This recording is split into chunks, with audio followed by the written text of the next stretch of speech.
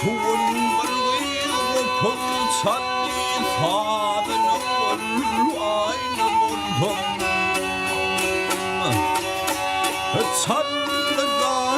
어떤 산이 내리는 월와이는 온통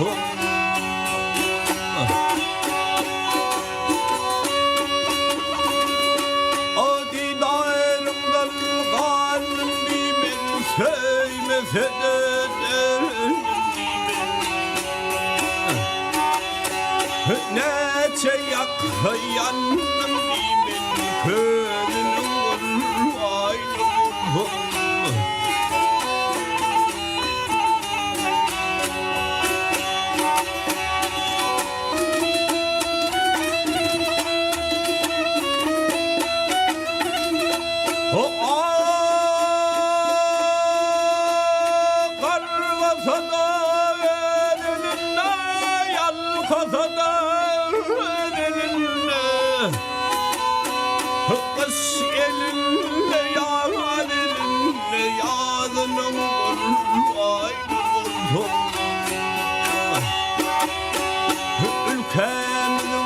koyun toylak geçin